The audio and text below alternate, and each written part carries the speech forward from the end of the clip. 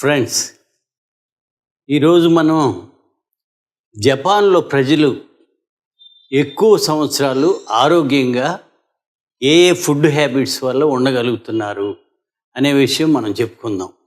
వరుసగా మీకు తెలుసు, జపాన్లో 90, 100, 110, 120 ఏళ్ల వయసు గల వాళ్ళు ఎంతోమంది ప్రపంచం మొత్తంలోకి లాంజివిటీ ఆఫ్ లైఫ్ జపాన్లో ఉన్నంత ఎక్కువగా ఇంకా ఏ దేశాల్లోనూ అంత ఎక్కువ లేదు. దానికి కారణాలు ఏంటి? అసలు జపాన్లో ఒబిసిటీనే చాలా తక్కువ. 100కి 1, 2, మ్యాక్సిమం 3 కంటే ఒబిసిటీ లేదు, అంటే ఊబకాయం. అయితే ప్రపంచంలో మిగిలిన అడ్వాన్స్డ్ నేషన్స్ అన్నిటిలో, డెవలప్డ్ కంట్రీస్లో 30, 35, 40% ఒబిసిటీ ఉంది. ఇంక్లూడింగ్ మన కంట్రీలో కూడా ఒబిసిటీ 25%, 30% ఉంది. ముఖ్యంగా సెంట్రల్ ఒబిసిటీ, పొట్ట రావటం వల్ల వాళ్ళ లాంజివిటీ ఆఫ్ లైఫ్ తగ్గిపోతుంది, ఫ్యాట్ డిపాజిట్ అయిపోయి ఇక్కడ. తర్వాత క్యాన్సర్ రేటు జపాన్లో అన్ని దేశాల కంటే చాలా చాలా తక్కువ. ఎందుకంటే వాళ్ళు తినే ఫుడ్ హ్యాబిట్స్ అలా ఉండటం వల్ల. అలాగే షుగర్ అండ్ బీపీ వ్యాధులు అన్ని దేశాల్లోకి, ప్రపంచ దేశాల్లో వాళ్ళు ఎక్కువ సంవత్సరాలు బతికినా సరే జపాన్ వాళ్ళకి చాలా తక్కువ. వీటన్నిటికీ కారణాలు చిన్నప్పటి నుంచి పిల్లల్ని ఎక్సర్సైజ్ చేయించడం, స్కూల్స్లో ఆటలాడించడం. అసలు స్కూల్కి వెళ్ళటానికి ఎక్కువ సైకిల్స్ మీద వెళ్ళటం, ఎవరికి వాళ్ళు సైకిల్ తొక్కుంటూ వెళ్తే కొంత ఎక్సర్సైజ్ అక్కడే అయిపోతుంది. అలాగే చిల్డ్రన్కి ఫుడ్ హ్యాబిట్స్ చిన్నప్పటి నుంచి స్కూల్లో పెట్టే ఫుడ్ తోటి టీచర్స్ ఫుడ్ హ్యాబిట్స్ నేర్పిస్తారు. These are the right foods to eat, these are the nutritious food, these are the bad foods, don't eat this అని చెప్పి చెప్పడం జరిగింది. ఫుడ్ ఎడ్యుకేషన్ ఎక్కువ అనమాట అక్కడ. టీవీలు ఛానల్స్లో చూసినా, రేడియోలో చూసినా ఫుడ్ గురించి ఎక్కువగా చెప్తూ ఉంటారు. కానీ ఎక్కువ ఫుడ్ మాత్రం వాళ్ళు తినరు. వాకింగ్ ఎక్కువ చేస్తారు, ఎక్సర్సైజ్ ఎక్కువ చేస్తారు. ఇంకోటి ఏంటంటే, వాకింగ్ చేస్తూ ఫుడ్ తినటం అనేది జపాన్లో ఎవరైనా సరే చూస్తే నవ్వుతారనమాట. తర్వాత పబ్లిక్ ట్రాన్స్పోర్ట్ సిస్టమ్ బాగా చక్కగా ఉండటం వల్ల ఎక్కువ మంది చకచక 5-10 నిమిషాలు నడవగానే దగ్గరలో ఉన్న రైల్వే స్టేషను, బస్ స్టాండు వీటికి చేరిపోయి అక్కడి నుంచి ఎంత దూరం అయినా సరే ఒక 20 నిమిషాల్లో ప్రయాణం చేయగలుగుతారు. సో అక్కడ దాకా నా 10 నిమిషాలు నడవటం వల్ల రోజు పొద్దుపూట 10, సాయంకాలం 10, మధ్యాహ్నం 10 నిమిషాలు నడిస్తే ఆటోమేటిక్గా వాళ్ళకి ఎక్సర్సైజ్ అయ్యి వాళ్ళు ఊబకాయం పెరగకుండా వాళ్ళకి ఫుడ్ హ్యాబిట్స్ బాగుంటాయి. They don't eat while walking. Then private vehicles తక్కువ, పబ్లిక్ ట్రాన్స్పోర్ట్ మోర్ ఎఫిషియెంట్గా ఉండటం వల్ల, తర్వాత ఎక్కువ జనాభా ఎక్కువ ఉండటం వల్ల జపాన్లో వాళ్ళకి ప్రైవేట్ వెహికల్స్ తక్కువ. And they are very expensive. ప్రైవేట్గా మనం ఒక కారు ఓన్గా మెయింటైన్ చేయాలంటే ఎక్కువ మిడిల్ క్లాస్ పీపుల్ అసలు ఎఫర్ట్ చేయలేరు. బాగా సూపర్ రిచ్ అయితే కానీ ఒక కార్ని ఎఫర్ట్ చేయలేరు. అలాగే healthy food in the restaurants అసలు దొరకటమే హెల్దీ ఫుడ్. రెస్టారెంట్స్కి వెళ్తే మనకి ఇండియాలో అనేక రకాలైన ఫాస్ట్ ఫుడ్స్, జంక్ ఫుడ్స్ విపరీతంగా దొరుకుతాయి. ముఖ్యంగా సౌత్ ఇండియాలో మనకి నూనెలో వేయించినవి చాలా దొరుకుతాయి. స్వీట్స్ కానీ, లేకపోతే వడ, లేకపోతే ఇలాంటివి, దోశ, నూనెలో వేయించినవి, చక్రాలు, పునుగులు, బజ్జీలు ఇలాంటివి కూడా బాగా దొరుకుతాయి మనకి. They are all not good foods, they are not healthy foods.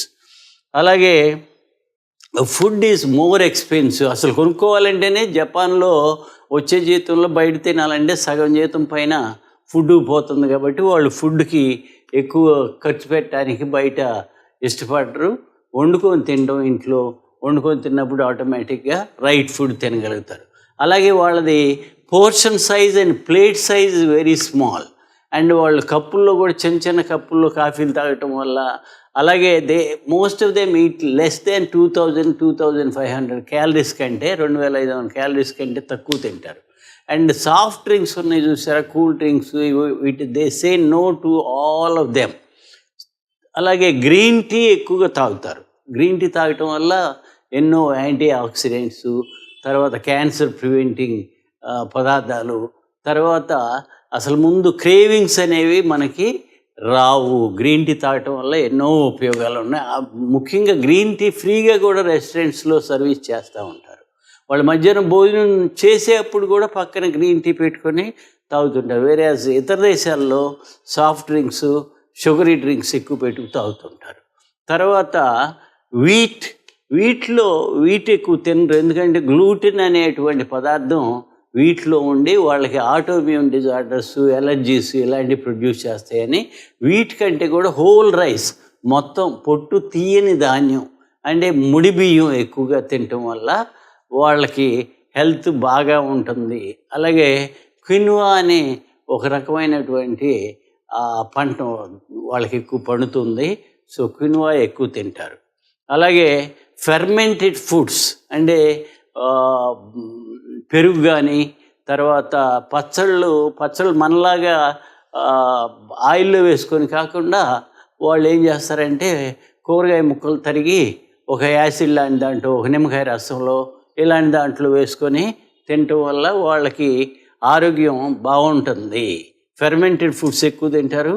Organ meet, muscle meet కంటే మనం మజిల్ మీట్ ఎక్కువ తింటాం. ఎక్కడికైనా చికెన్ కానీ, మటన్ కానీ వాళ్ళు ఆర్గాన్ మీట్ అంటే లివర్ అనగా, కిడ్నీస్ అనగా, హార్ట్ అనగా వీటిని ఆర్గాన్ మీట్ అంటారు. బోన్ బ్రాత్ ఇది ఎక్కువ తీసుకుంటాం వల్ల కూడా వాళ్ళ ఆరోగ్యం బాగుంటుంది. వాళ్ళు సీకి పక్కనే ఉంటారు కాబట్టి seafoods, fish, seaweeds అని దొరుకుతాయి. ఇంతంత బారు చిన్న పాకి కొమ్మలు లాంటివి, ఏ ఆకులు పడితే ఆకులు ఎక్కువగా తినటం వల్ల కూడా వాళ్ళ ఆరోగ్యం బాగుంటుంది. ఇంకొక ఇంపార్టెంట్ థింగ్ ఏంటంటే గవర్నమెంట్ రిటైర్మెంట్ లేదు, రిటైర్మెంట్ ఏజ్ అంటూ నువ్వు 90 ఏళ్ళు వచ్చినా 95 ఏళ్ళు వచ్చినా నువ్వు కనుక పని చేసుకోగలిగితే వాళ్ళు చక్కగా పని చేసుకుంటూనే ఉంటారు రిటైర్మెంట్ లేక. వీటన్నిటికంటే అతి ముఖ్యమైనది 2017లో ఐఎఫ్ ఇంటర్మీడియట్ ఫాస్టింగ్కి ఒక జపాన్ సైంటిస్ట్ యషినోరి ఒసుమి అనేటువంటి జపాన్ సైంటిస్ట్కి ఆటోఫేజీ మీద చాలా రీసెర్చ్ చేసి ఈ మనకి ఇంటర్మీడియట్ ఫాస్టింగ్ 18/16/8 అంటే 16 అవర్స్ ఫాస్టింగ్ కనుక డైలీ ఎవరైతే చేయగలుగుతారో 8 అవర్స్ మాత్రమే ఈటింగ్ విండో, వాళ్ళకి ఆటోఫేజీ అనేది స్టార్ట్ అయ్యి లోన మన బాడీలో ఉన్నటువంటి 6 సెల్స్, ఏజ్డ్ సెల్స్ ఇవన్నీ ఆటోఫేజీ ద్వారా తినేయటం వల్ల, హెల్దీ సెల్సే వాటిని తినేయటం ద్వారా వాళ్ళకి క్యాన్సర్ తక్కువ వస్తుంది.